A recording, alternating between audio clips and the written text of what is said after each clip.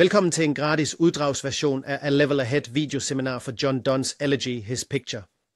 Den fulde version af videoseminaret er tilgængelig på hjemmesiden andyhurleyahead.com. Den inkluderer en oversigt over digtet og et glimt af den tætte analyse. Vi håber, dette giver et indblik i, hvordan seminarerne og ressourcerne kunne støtte dig.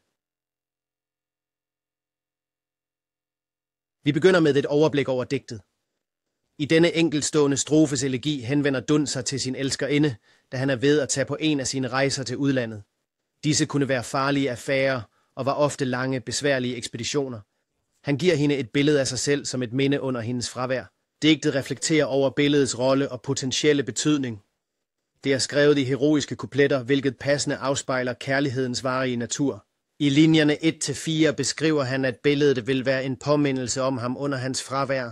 I linjerne 5-12 forestiller Donne sig, hvordan rejsen måske kan ændre hans fysiske udseende og argumenterer for, at hans billede kan bruges som et svar til dem, der undrer sig over, hvorfor hans elskerinde er sammen med en så grov og rå mand, som han måske der vil fremstå. Dette fører digteren i linjerne 13-20 til at reflektere over, hvordan billedet faktisk vil symbolisere måden, hvorpå deres kærlighed er modnet og har reageret på forandring.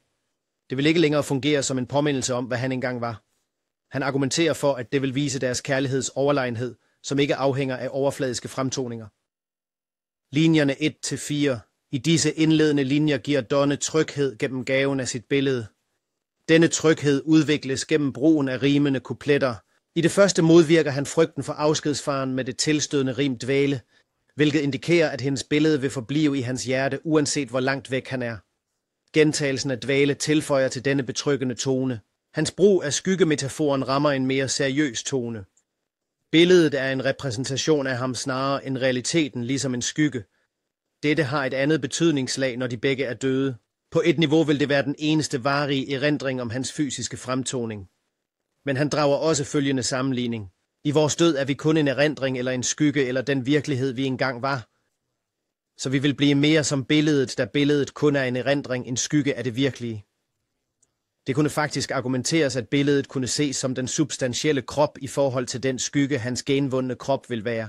Tilmeld dig venligst via hjemmesiden. Følgende er nogle af de aktiviteter, der foreslås til videre studie. Den fulde version er tilgængelig på hjemmesiden andyhurleyahead.com. Den fulde version af seminaret er tilgængelig på hjemmesiden, hvor der også er information om, hvordan man strukturerer et essaysvar på et nøgletema. Følgende kan være nyttigt for studerende til at konsolidere deres forståelse af digtet, eller måske for undervisere, der ønsker at udvikle tilgange i klasseværelset. Vi håber, at denne video har givet et indblik i det tilbud, der tilbydes gennem medlemskab på hjemmesiden.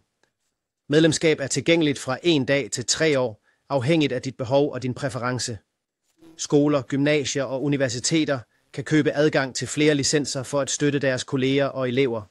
Tak for at lytte og de bedste ønsker.